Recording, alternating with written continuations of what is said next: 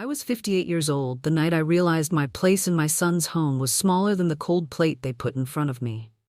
The moment Amanda slid that dish across the Christmas table, an uneven scoop of reheated mashed potatoes, a dry piece of leftover turkey, and vegetables that looked older than my marriage, I felt something inside me tilt.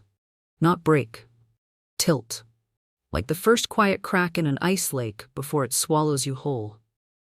What made it worse wasn't the food. It was watching everyone else cut into thick, perfectly seared New York strip steaks.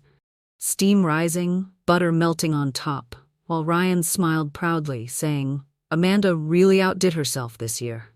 I sat there with my leftovers, cooling faster than my dignity. Pretending I didn't notice the way Amanda avoided eye contact. Pretending I didn't see her smirk when Ryan wasn't looking. Pretending I didn't hear her whisper to her sister, "Mom-in-law doesn't need the calories anyway." The room smelled like rosemary, red wine, and warm bread.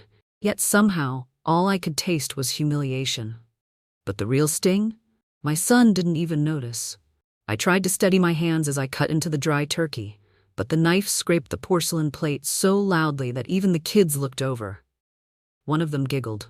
Amanda shot me a fake sweet smile, the kind women give right before they say something meant to hurt.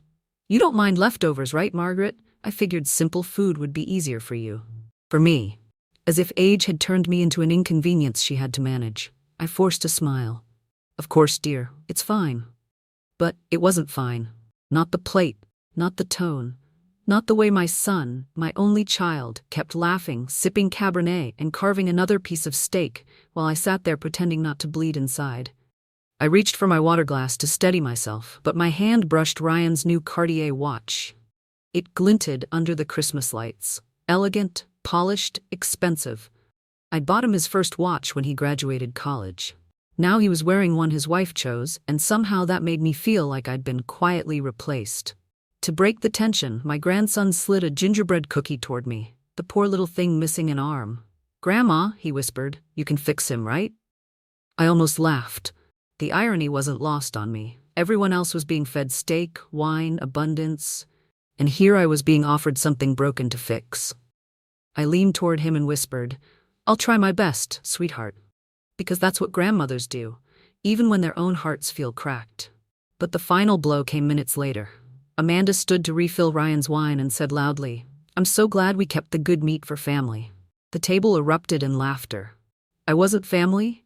I swallowed hard, my throat burning. My chest tightened. And just when I felt the tears threaten, I excused myself as calmly as I could and walked down the hallway toward the guest bathroom. The Christmas lights blurred as my eyes filled. I closed the door behind me, pressed both hands against the marble sink, and stared at my reflection. The same woman who once ran a financial consulting firm, who raised a son alone after my husband died, who survived things Amanda couldn't handle for 1 hour. And suddenly, I heard voices through the vent. Amanda's voice. Sharp, cruel, confident. "She won't be a problem much longer. Once the house paperwork goes through, everything will finally be ours." Paperwork? My heart slammed against my ribs. What house paperwork? My name was still on that deed, legally, permanently, or so I thought. My fingers trembled around my iPhone, not from weakness, from awakening. Because at that moment, standing under soft golden lights of a Christmas home where I was treated like a burden, I felt something inside me ignite. A quiet, fierce, burning certainty. I wasn't leaving this house defeated.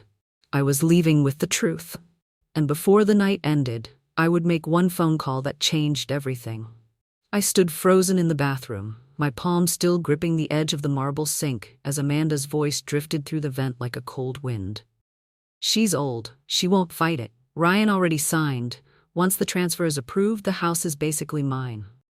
Old. Won't fight it. My reflection in the mirror raised one eyebrow on its own, as if my body was saying, "Excuse me, who's old?" My heart was pounding so loudly I almost didn't hear the next part. "I can't wait to redecorate her place when it's ours. That terrible floral wallpaper. Burn it. Burn it." I whispered to myself, "Ha! She wants to burn my wallpaper? She should worry about her eyebrows after I'm done with her." I took a long breath. My emotions were a mess. Hurt, anger, disbelief. But then something ridiculous happened that snapped me straight out of the spiral. As I wiped away tears, my sleeve got caught on the decorative reindeer soap dispenser. The thing shot forward like it had been waiting years for the moment to escape. It hit the counter, bounced once, then launched off the edge and flew directly into the wastebasket with a perfect thunk. I blinked. Then I actually laughed. Out loud. "Great," I whispered. "Even the bathroom decor is trying to leave this house." The laugh steadied me just enough to walk back toward the dining room. But before I reached the hall, I felt something strange under my heel. A soft squish. I looked down. I had stepped on a rogue gingerbread man. A full gingerbread man. Well, he was full before my heel crushed his head. I nearly choked, trying not to burst out laughing in the hallway. I scooped up the decapitated cookie, whispering, "It's okay, sweetheart. Grandma can't fix everything." When I returned to the dining room, Amanda's smile tightened like a rubber band stretched too far. "There you are, Margaret. Everything okay?" "Oh, just perfect," I said, sliding back into my seat. "Your bathroom decor is very athletic."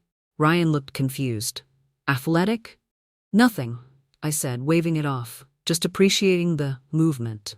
Amanda narrowed her eyes. She wasn't sure if I was insulting her or losing my mind. I liked that she couldn't tell. I picked up my fork to fake another bite of the leftover turkey, but then something else caught my eye. A tiny piece of steak, perfectly juicy, sitting alone on the edge of Ryan's plate like it had been abandoned. He noticed me staring. "Oh, Mom, did you want a bite?" "Amanda said the leftovers would be easier on your digestion." Digestion. My hand twitched, maybe violently, but instead of snapping, I smiled sweetly and said, "Oh no, darling, I'm fine, though your steak looks a little lonely, poor thing." Ryan laughed. Amanda didn't. As the kids began running around the living room with their new toys, Amanda suddenly clapped her hands. "Everyone! Family photo in front of the tree." She positioned Ryan in the center, her arm locked tightly around his waist. Then she tried to place me on the far end of the group photo, so far that I was practically behind the Christmas tree. "Just squeeze in a little, Margaret," she chirped. My face brushed against a pine branch. A piece of tinsel stuck to my hair. From the corner, my grandson shouted, "Grandma looks like an ornament." Everyone laughed, including me. Honestly, he wasn't wrong.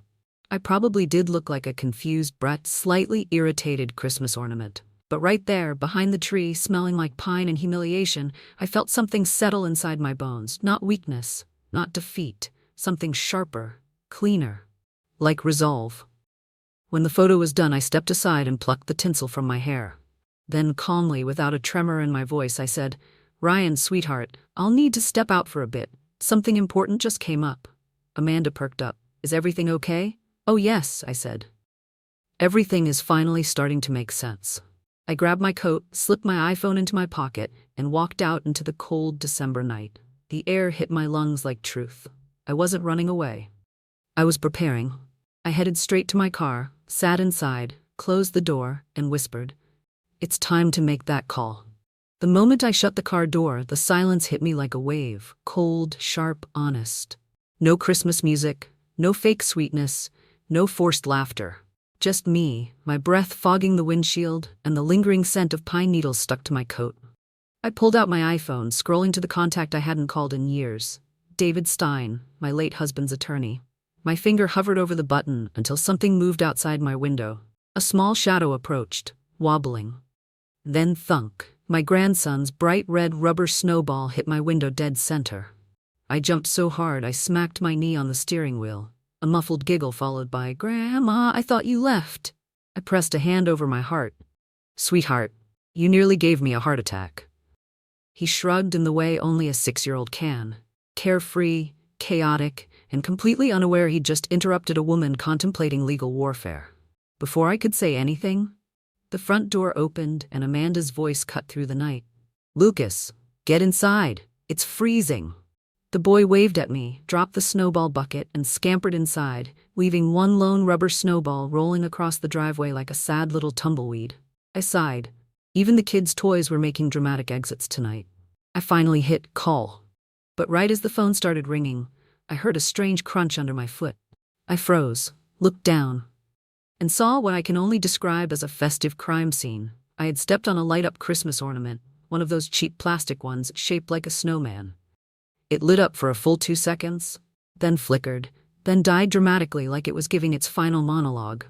I whispered, "I'm sorry, buddy, wrong place, wrong time." Then the call connected. "Margaret?" David's voice was warm and calm, the exact opposite of the chaos swirling inside me. "David? I think someone's trying to take my house," he exhaled sharply. "Tell me everything." So I did. Every word I overheard, every detail, even the part where Amanda served me leftovers like I was the family pet. At one point, he muttered, "Serving leftovers on Christmas? That alone should be illegal." I actually snorted. "Focus, David."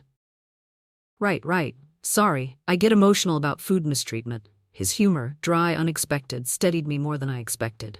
After listening carefully, he said, "Good news, they can't transfer anything without your consent. And better news, meddling with property belonging to a surviving spouse is legally dangerous for her. I'll file for an immediate freeze first thing in the morning." A weight I'd been carrying for years shifted a little. "Thank you," I whispered. Just as I was about to end the call, someone knocked on my car window.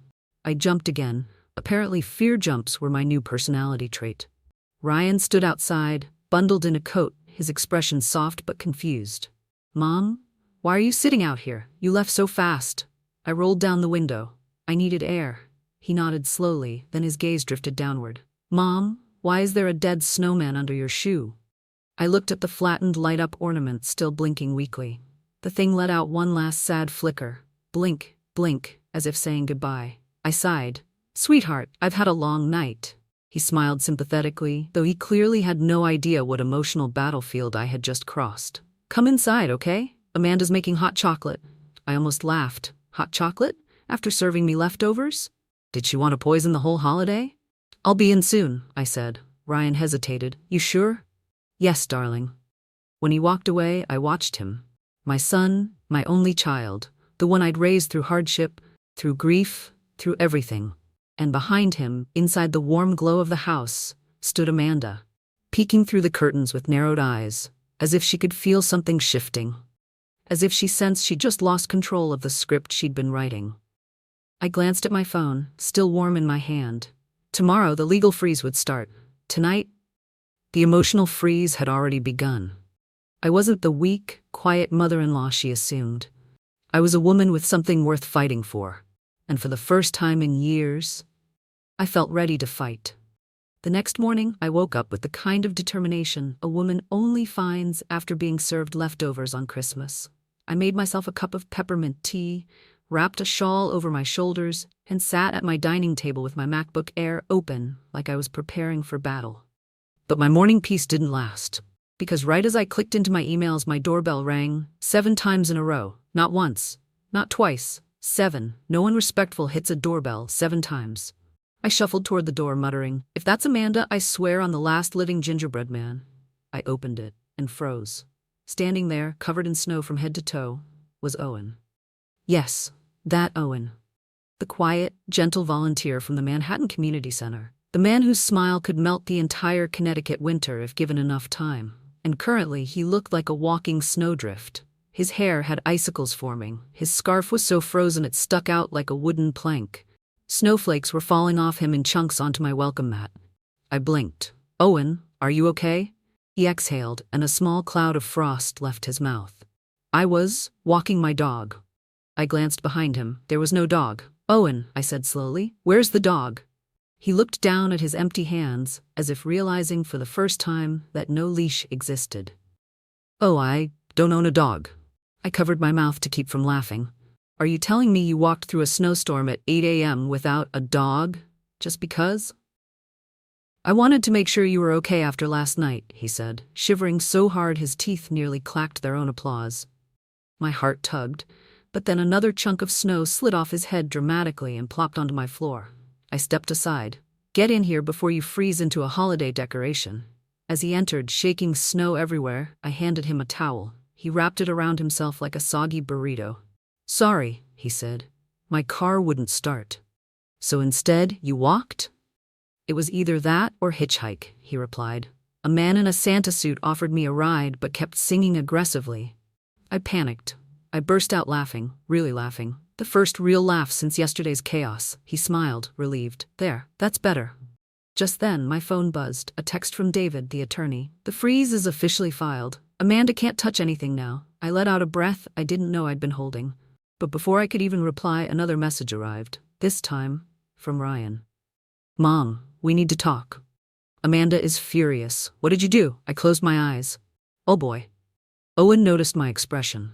Bad news? Family news, I said. The dangerous kind. He nodded softly. Anything I can do? Well, I said, unless you want to dress up as a federal agent and scare my daughter-in-law. He paused. He considered it. Then he said, I do have a black coat at home. I choked on my tea. But before either of us could continue joking, another ding echoed in the house. This time it wasn't my phone. It was my doorbell. Ring, ring, ring, ring. Owen's eyes widened. That's a very angry ring. Oh, I know exactly who that is, I sighed. I peeked through the window. Amanda. Hair frizzy, mascara smudged, wearing mismatched boots, looking like a woman who had sprinted through emotional and literal storms, and she was holding a folder. The folder. Owen whispered. Should I hide? No, I whispered back. You're staying. If I have to confront evil before breakfast, I deserve a witness. I opened the door slowly. Amanda barged in without waiting. What did you do? She hissed, waving the folder. The transfer is blocked. Blocked. I folded my arms. Good morning to you too. I'm serious, Margaret. You're ruining everything. Well, I said calmly, I suppose that makes us even. She blinked. Even? How? You tried to steal my house, I said, pointing at the folder. I tried to stop you. Seems balanced to me. Her mouth opened and closed like a confused goldfish. Then her eyes shifted. To Owen. Still wrapped in a towel, hair covered in melting snow, looking like a Viking who lost a snowball fight. Amanda pointed. Who is that? Before I could answer, Owen extended his hand and said, totally deadpan, I'm support. Amanda stared, then screamed, What is happening? I smiled sweetly. Oh, honey, you have no idea what's coming next. Amanda stood in my foyer, shaking with anger and snowflakes, while Owen stood beside me wrapped in a beige towel, like a confused Roman emperor attending the wrong ceremony. If someone had taken a photo of us at that moment, I'm certain the internet would have labeled it chaos, but make it festive. Explain, Amanda shouted, waving the folder like she was conducting an orchestra of rage. I calmly grabbed the folder from her hand, opened it, glanced at the top page, then handed it back. She blinked. What was that? I just wanted to see the moment you realized I'm not nearly as helpless as you think. Her jaw dropped so far it could have hit my tile floor. Then, a thud echoed from the hallway. Owen and I both turned. My coat closet door was moving. Amanda gasped. Is someone hiding in there? I froze. No, I think it's just...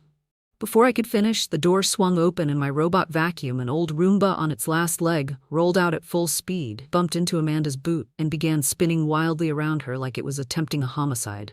Amanda screamed, Get it away from me. I tried to keep a straight face. It likes movement. It's attacking me. No, it's just passionate. Owen stepped forward, towel robe fluttering dramatically, and swooped the Roomba up into his arms like a malfunctioning toddler. It's okay, little buddy, he whispered, stroking the top. You did your best. The look on Amanda's face was priceless, part horror, part confusion, part, is this really my life right now? But she regained her fury fast. This isn't funny, Margaret. You had the transfer blocked. Correct. You're sabotaging me. No, dear, I'm protecting myself. I gestured toward the folder. Your signature on those forms is illegal. She scoffed. Oh, please, Ryan agreed. Yes, I said, but it wasn't his house to give away. Amanda's mascara smudged further as tears of frustration welled up. She jabbed a finger at me. You don't deserve that house. Owen, still cradling the Roomba like Simba from The Lion King, said calmly. That's not how property works. Amanda snapped. Who even are you? He stood up straight, towel slipping slightly, and replied with complete seriousness. I'm moral support. Even I couldn't hold back a laugh. I covered my mouth to soften it, but it slipped out anyway. Amanda stomped her foot like a toddler being denied a second ice cream. I swear, Margaret, you are going to regret this. Oh, honey, I said, the only regret I have today is letting you serve me leftovers. Her face twisted. You're unbelievable. Thank you, I replied. Just then, another knock. A firm, professional knock. Amanda whipped around. Who is that? I shrugged. Maybe Santa. Did you behave this year? But when I opened the door, it wasn't Santa. It was Officer Delgado, the community liaison who'd helped me after my husband died. Broad shoulders, warm smile, and a habit of appearing exactly when needed. "Morning, Margaret," he said. "Attorney Stein notified me about a potential property fraud situation. Thought I'd stop by." Amanda turned pale. "Fraud? I didn't. This is a misunderstanding." Officer Delgado opened his notebook. "Ma'am, you submitted a transfer request without the lawful owner's consent. That's a serious issue." Amanda pointed at me. "She's lying. She's trying to ruin my life." "Actually," Owen said, stepping forward, "she's trying to preserve hers." "And who are you?" the officer asked politely. Owen opened his mouth. I slapped my hand over it. "He's helping." The officer nodded like this somehow made sense. Amanda began pacing, muttering rapidly. "This can't be happening. This can't. My nails aren't even done for jail." "Jail?" I echoed sweetly. "Oh no, dear. Don't worry yet." She stopped. "Yet?" I smiled. "Well, the day is still young." Owen whispered to me, "You're terrifying. I like it." The officer cleared his throat. "We'll need to schedule a formal statement. Today, if possible." Amanda grabbed her coat, her purse, her dignity.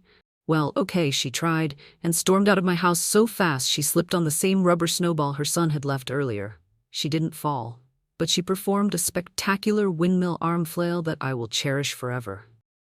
When the door finally closed, silence filled the room. I let out a breath.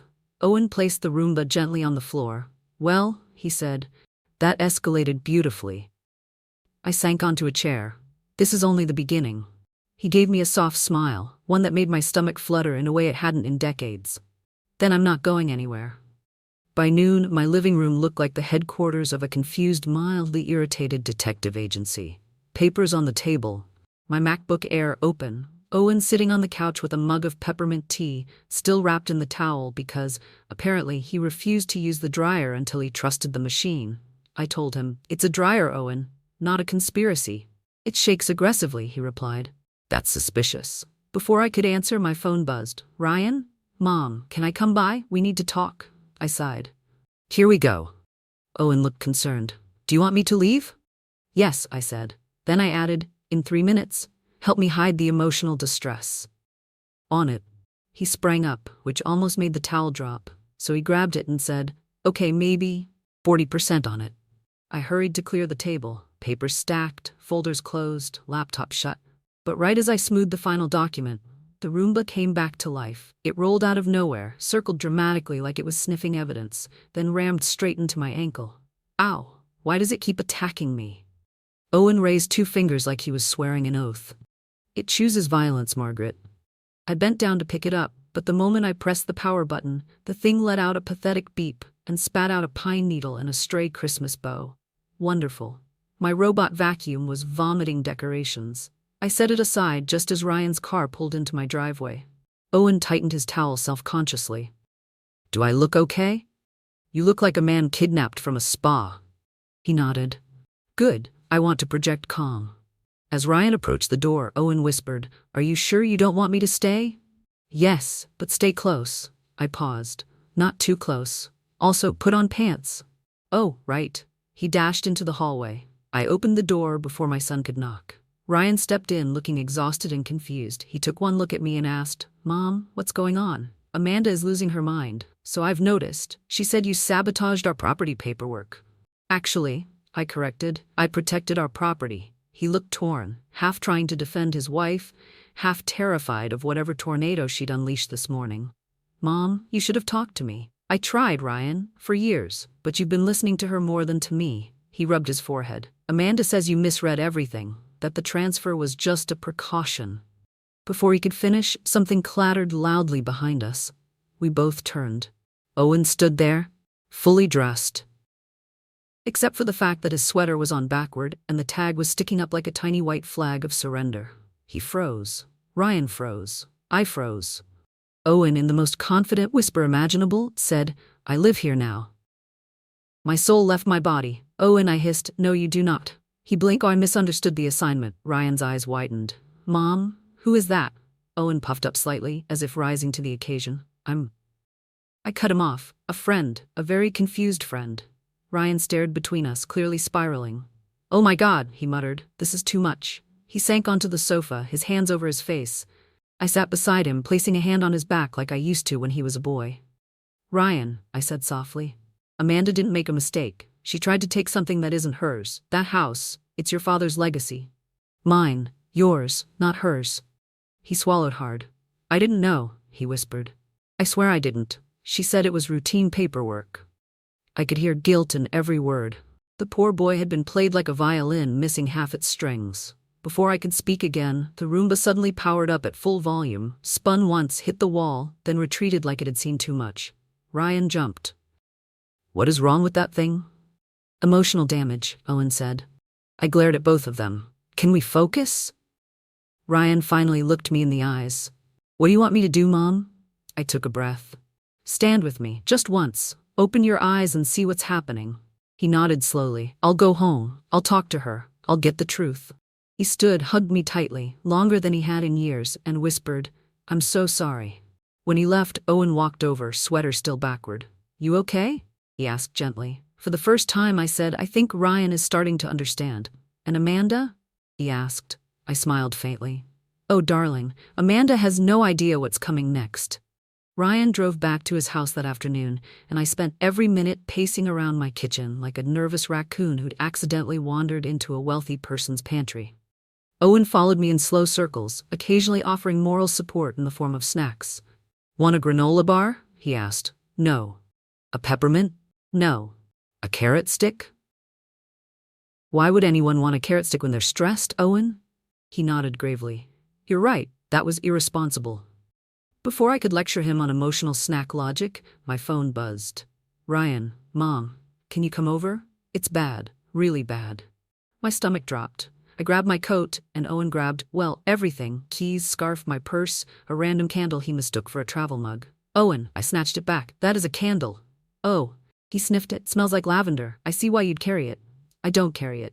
Ah, so that explains why your bag seemed small. I closed my eyes. Owen, get in the car. We drove through falling snow toward Ryan's house. The moment we pulled up, we could hear shouting from inside. Not Ryan's voice. Not even Amanda's. Screaming. Amanda's mother? Great. Just what I needed. A bonus villain. When we stepped onto the porch, I heard, my daughter would never do that. Never. She is an angel. Ryan responded, exhausted. Mom, please help. She won't calm down. Oh joy. He opened the door. And there she stood. Linda, Amanda's mother, wearing a leopard print coat, a rhinestone Christmas sweater that read, Slay all day, and enough perfume to tranquilize a moose. The moment she saw me, she gasped dramatically, clutched her chest, and shouted, You are trying to ruin my family. I blinked. Ma'am, we met once, for 8 minutes, at Costco. And you gave me a cold look. It was August, the sun was in my eyes. A likely story. Meanwhile, Amanda sat on the couch, crying into a tissue like a character in a soap opera who'd just discovered her twin was evil. Her mascara had fully surrendered the will to live. Ryan motioned for me to come closer. Mom, she's saying you forged the documents, he whispered. I paused, then whispered back. Ryan, darling, I have arthritis. I can barely sign my own Christmas cards without my signature looking like a dying squirrel. I'm not forging anything. Amanda's mother stomped toward me. You tricked her. You manipulated her. Owen stepped between us, tall and calm like a Hallmark Channel bouncer. Ma'am, he said gently, with respect, Margaret is not capable of tricking anyone. She gave a scam caller her Netflix password last week. I hissed. You weren't supposed to reveal that. But the damage was done. Amanda's mother blinked. Really? Yes, Owen continued, and she apologized to the scammer afterward. Ryan nodded solemnly. That did happen. Amanda's mother faltered. Her dramatic momentum wobbled like a toddler in roller skates. Well, still, she's stealing the house. I pulled out my phone calmly and showed her the legal freeze notice. David had sent a digitally certified copy. This is from my attorney, I said. Your daughter illegally filed a transfer. That's the truth. Amanda's mother snatched the phone, stared at the document, then at Amanda. Amanda, Louise Carter. Her voice dropped an octave. What did you do? Amanda, choking through crocodile tears, said, I just thought it'd be easier for everyone. For H.O., her mother shrieked. Then she swung her purse and accidentally whacked Amanda on the shoulder. Ow, Mom, you embarrassed me. Whack, you lied. Whack, you made me scream at a Netflix password-sharing elderly woman. Owen leaned toward me. Is it rude to enjoy this? Yes, I whispered, but keep watching. Finally, Linda turned back to me, panting like a winded pug. I apologize, I nodded graciously. Accepted. And I expect you, she said, pointing at Amanda, to apologize too. Amanda crossed her arms. No. Linda grabbed her purse again. Okay, I'm sorry, Amanda yelped, blocking her head with both hands. Then, silence. An awkward, heavy silence. Until the Roomba, my Roomba, which Owen had apparently brought and set down for reasons unknown, rolled into the room from the hallway, bumped into Linda's boot, beeped, then slowly backed away like even it was afraid of her. Linda screamed at it. Don't you start with me too! I lost it. I laughed. Owen laughed. Ryan laughed so hard he had to hold onto the wall. Amanda glared at all of us, tears and mascara streaks mixing into a raccoon-level disaster. This isn't over, she whispered. Oh, sweetheart, I said, stepping closer. It hasn't even started. Amanda's "this isn't over" hung in the living room air like a cheap air freshener that refused to fade. Her mother, still clutching her purse like a medieval weapon, glared between all of us as if she needed to decide whom to swing at next. Ryan rubbed his temples. Everyone, please, let's calm down. Calm? Amanda screeched. My life is falling apart. Sweetheart, I said gently, your life isn't falling apart. It's just being rearranged by facts. Owen whispered behind me. Facts are her natural predator. I elbowed him. Not helpful. But he wasn't wrong. Amanda's mother, Linda, was still vibrating with dramatic fury when something unexpected happened. She took a step back and stepped directly onto my Roomba. The poor robot, overwhelmed by the sudden weight of a woman wearing platform boots, made a noise I'd never heard before. Something between a wheeze and a yelp for help. Then it shot forward, with Linda on top of it, like a surfboard. She screamed as the Roomba carried her in a wobbly zigzag path across the living room. This house is haunted, she shrieked. It's literally just a vacuum, Ryan said weakly.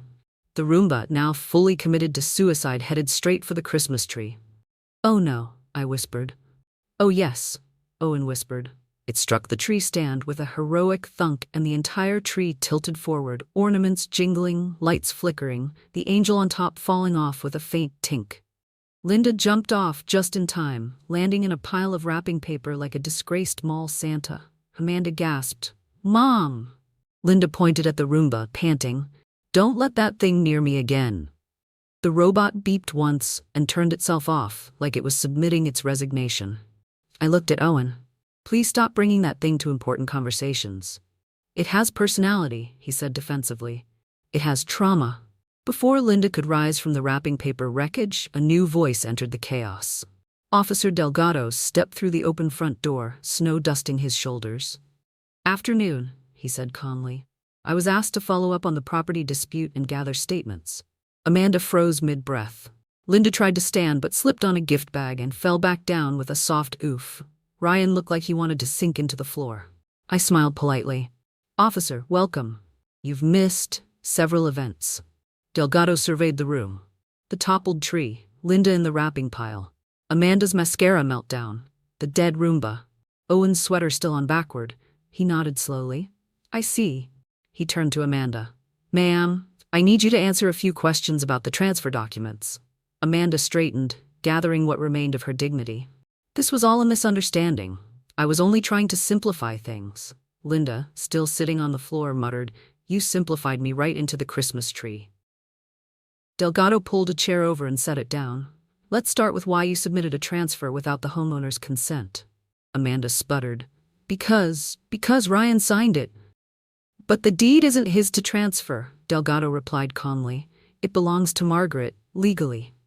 Amanda looked like someone had just canceled Christmas. But she doesn't even live in that house anymore. I stepped forward. I visit every weekend, and I maintain the property. And also, I gently placed my hand on her shoulder. I am not dead. Delgado hid a smirk. Amanda opened her mouth to argue again, but Linda, bless her chaotic soul, shouted, Amanda, stop talking. Every time you open your mouth, we lose another inch of freedom. Owen nodded. Strong advice. Delgado finished his notes. We'll proceed with formal review. Margaret, you're protected for now. A wave of relief washed over me. Then, crash. The angel ornament, which had fallen earlier, finally hit the ground and shattered. Amanda looked at it like it was an omen. It's a sign, she whispered dramatically. Owen leaned toward me. If that tree had fallen 1 inch to the left, she'd blame you for it. She blames me for weather patterns, I replied. Delgado closed his notebook. I'll contact you all by tomorrow. As he left, Linda pulled herself out of the wrapping mountain with a groan. This family is cursed, she announced. I smiled softly, smoothing my scarf. No, we're just getting started. The next morning felt strangely peaceful. Like the house itself was taking a deep breath after surviving a small-scale natural disaster named Amanda. I brewed a cup of Starbucks peppermint mocha, wrapped a shawl around my shoulders, and sat by the window watching snow fall over my garden. For a moment, I allowed myself to feel calm. But of course, this family never lets peaceful moments last long. At exactly 9:12 a.m., my front door shook under the force of rapid knocking. Not gentle knocking, not polite knocking. More like someone is trying to escape a zombie apocalypse and picked the wrong house. I opened the door. Ryan stood outside, wearing sweatpants, flip-flops, and a parka that wasn't zipped properly. His hair stuck up like he had fought a squirrel on the way over. Mom, we need to talk. Behind him, Owen appeared, holding a shovel and wearing a bright yellow beanie he'd clearly stolen from my emergency coat closet. Morning, he chirped. Your driveway looked sad, so I started shoveling. It's 9 a.m., I said. I rise early when emotionally invested, he replied. Ryan blinked at him. Why are you at my mom's house again? Owen answered before I could stop him. I'm support. I sighed. Please ignore him. Come inside. Ryan trudged in, pacing immediately. Mom, Amanda is losing grip on reality. Well, I said, let's not pretend she ever held it firmly. She cleaned the whole house at 3 a.m., he continued. Not just cleaning, deep cleaning. She vacuumed the ceiling. Owen gasped in admiration. The ceiling? That's commitment. Ryan ran both hands through his hair. Then she woke me up and demanded I choose a side. I put my mug down. And what did you tell her? He swallowed. I told her I was on the side of truth. Good boy, I murmured, patting his cheek. But then, he said, lowering his voice, she tried to convince me you were planning to steal our house. I stared at him. Then I stared harder. Then I sipped my peppermint mocha because prison wasn't worth slapping my own child. Ryan, I said slowly, it is my house. I know, he groaned. I know, it's just she's panicking and making up scenarios. Last night she accused me of conspiring with you to ruin her life. Did you deny it? I asked. I tried. But she threw a Christmas wreath at me. A wreath? Owen asked. The big one? Ryan nodded miserably. The one with metal bells. Oh, Owen said, wincing. Those ring with purpose. I rubbed my temples. Did she hurt you? No, but the dog ran off with it afterward, and now we can't find either the wreath or the dog. Before I could respond, another knock hit my door. This time timid, slow, melodramatic. I exchanged a look with Ryan. He whispered, Mom, please no. I opened the door. Amanda stood there, wrapped in a blanket like a Victorian ghost, hair in a messy bun that looked more like a nest, mascara fully surrendering. She was holding the dog, the same dog that apparently stole the wreath. The wreath was now around the dog's neck like a chaotic Olympic medal. Margaret, she sniffed. I need to speak with you. I stepped aside, motioning for her to enter. The dog pranced in, proudly jingling. Amanda dramatically collapsed on my sofa. Everything is ruined, ruined, Ryan murmured. Here we go. She pointed at him. I haven't slept all night. Neither have I, Ryan said. Maybe that's why we're both hallucinating life decisions. She ignored him. Officer Delgado called me this morning. He says I may need to come in for additional statements. That sounds accurate, I said. She let out a wail so loud my Roomba activated itself in terror and fled under the dining table. I was just trying to secure a future, she sobbed. A future for who, honey? I asked gently. For us, she snapped. Ryan deserves a wife who protects what's his. Ryan stared. By stealing from my mother? Amanda looked at him like he'd spoken ancient Greek. It's not stealing if the family benefits. That's literally the definition of stealing, Owen whispered to me. I waved him off. Amanda clutched a pillow to her chest. I don't want to go to jail. I don't look good in orange. I sighed. Sweetheart, jail isn't a fashion show, the dog barked, shaking the wreath and jingling wildly. Amanda sniffed. And now, even the dog hates me. No, Owen said kindly. The dog is neutral. The wreath hates everyone. I bit my lip to stop from laughing. Amanda collapsed deeper into the sofa. Margaret, is there any way you'll forgive me? I studied her. her panic, her desperation, her utter confusion about consequences. Slowly I said, "Forgiveness is possible, trust is not." She opened her mouth, but before she could reply, Linda burst through my front door like she'd been waiting outside the whole time. "Amanda, I found the wreath." She stopped, saw the dog wearing it, saw all of us staring, then muttered, "Never mind." And just like that, everyone began arguing again, in my living room at 9:30 in the morning, with a dog jingling like a malfunctioning sleigh bell. I took a deep breath, whispered to myself, "This family is a circus." And for the first time, I wasn't afraid of being the ringmaster. I always imagined justice would arrive with dramatic music, maybe a spotlight, perhaps a judge slamming a gavel. I did not expect it to arrive in the form of Officer Delgado holding a clipboard, while my Roomba, now traumatized beyond repair, hid under the sofa like a nervous crab. But life has a sense of humor. Delgado cleared his throat. "We have completed the investigation. Mrs. Carter," he looked directly at Amanda. "There is substantial evidence you knowingly filed fraudulent property documents." Amanda gasped as if someone had stabbed her with a candy cane. Her mother Linda clutched her pearls so violently one popped off and rolled under my recliner. Ryan groaned, "Mom, please try not to enjoy this." "I'm not enjoying this," I whispered back. "Okay, I was enjoying it a little." Delgado continued, "The court has issued a temporary order restricting Amanda from initiating any new financial filings. A formal hearing will be scheduled next week." Amanda let out a dramatic wail, flopped backward onto my couch, and somehow managed to kick off her boot, which flew across the room and landed perfectly inside my recycling bin. Owen clapped softly. 10 out of 10. Amazing trajectory. I elbowed him but couldn't stop the corner of my mouth from curving upward. Linda marched toward Delgado. "Surely you can't be serious. She's my daughter. She would never—" He handed her the evidence packet. Linda skimmed one page and turned on her daughter so fast she nearly sprained her neck. "Amanda. Louise. Carter." She hissed each syllable like she was summoning a demon. "You forged a government document? In this economy?" Amanda wailed harder. "I just wanted security."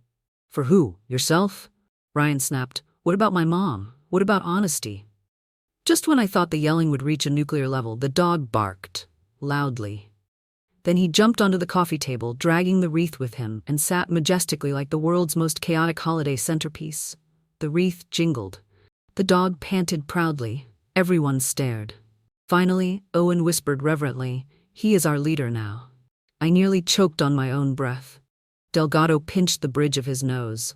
"Please, everyone, we're not finished." Amanda sniffled loudly, ruining whatever mascara she had left. "Am I going to jail?" "Depending on the court's decision," Delgado said. She gasped again, this one even louder, like a vacuum cleaner starting up. Linda fanned herself with my mail. "My grandbabies can't have a mother in prison." "They also can't have a mother who steals people's property," I added gently. "But Margaret," Linda pleaded, suddenly dropping the act, "you wouldn't press charges, right?" Everyone looked at me. Even the dog tilted his little head. I stood slowly, smoothing my cardigan. "I didn't want any of this. I wanted peace. I wanted respect, but your daughter went after my home. A home my late husband built. A home I raised Ryan in. And she did it with cruelty." Amanda burst out, "I was desperate." "Yes," I said, "and desperation doesn't erase harm." Silence stretched thin, then Owen stepped beside me, placing a warm hand on my shoulder. Not possessive, not showy, just steady, present. Something inside me loosened. After years of carrying grief, loneliness, responsibility, I didn't feel alone. Delgado snapped his folder shut. "Sure, I'll see you all at the hearing." As he left, Linda helped Amanda to her feet. They shuffled out, the dog following loyally, with the wreath still jingling like a judgment bell. When the door closed behind them, the house fell quiet. Ryan slumped onto the couch. "Mom, I'm so sorry you went through this." I sat beside him, patting his hand. "You're opening your eyes now. That's all I ever wanted." He nodded, tears brimming. "I don't deserve your forgiveness." "Maybe not," I said softly, "but you have it anyway." Owen cleared his throat. "Do I also get forgiveness for bringing the Roomba?" "No," I replied, "absolutely not." He grinned, boyish, warm, too young for me, but somehow just right. "Well," he said, "how about a coffee? There's a new place in town. They have peppermint lattes and chairs that don't fight back." My heart fluttered, the kind of flutter I hadn't felt since my 20s. I'd like that, I said. Ryan stood, wiping his eyes. Go, Mom, you deserve something good. For once I felt it was true. As I grabbed my coat, Owen offered his arm in that old-fashioned, charming way that made me feel seen and beautiful, even at 58. When we stepped outside, snow was falling again, soft, gentle flakes drifting around us like little blessings. I glanced back at my house, my safe place, my future again. A new beginning, Owen said quietly. I smiled. And this time, I said, no leftovers. 3 months after the hearing, winter finally loosened its grip on Connecticut. The snow melted into soft patches, the air smelled faintly of pine and cold earth, and sunlight returned to my porch like an old friend. The case ended the way truth always does, quietly, firmly, inevitably. Amanda received probation, financial oversight, mandatory counseling, and a strict court order keeping her away from my property paperwork forever. Ryan moved back into his own rhythm, slower and steadier, rebuilding his life around what truly mattered. He visited often, bringing my grandkids who now knew how to pronounce fraud with alarming accuracy. But the biggest change wasn't legal. It was the sudden gentleness returning to my mornings. I used to wake up to silence that felt heavy, a reminder of everything I'd lost after my husband passed. Now I woke to the soft sound of my phone buzzing with a simple message, "Coffee today?" Or, on bolder mornings, "Your Roomba is still scared of me, but I'm willing to negotiate." Owen wasn't dramatic. He didn't rush me. He didn't fill the empty spaces in my home with noise. He filled them with warmth, with steady, quiet presence, with small, thoughtful gestures, bringing me a paperback copy of Women Who Run with the Wolves because he said it reminded him of me, or fixing the crooked bird feeder outside my window even though he knew the squirrels would ruin it again by sunset. We weren't trying to be young again. We were simply trying to be alive again. One evening, we sat on my porch wrapped in blankets, watching the sky turn shades of lavender and gold. He handed me a cup of hot chocolate, real whipped cream, cinnamon on top, and said, "You know, life didn't give you a second act by accident." I smiled, letting the steam warm my face. "You think this is a second act?" "No," he said, slipping his hand into mine. "I think it's the one where you finally get to rest and love and be seen." My fingers curled into his naturally, like they'd been waiting years for a hand that fit. For the first time in a long time, I didn't feel like a mother fighting to be respected, or a widow surviving out of habit, or a woman trying to keep pieces of her life from being taken. I felt like me again, strong, soft, wanted, whole. As the sun set behind the trees, snowflakes drifted lightly, late, delicate, harmless, and for once, instead of bracing myself for the cold, I leaned into the warmth beside me. A new beginning, a gentler chapter, and not a single leftover in sight.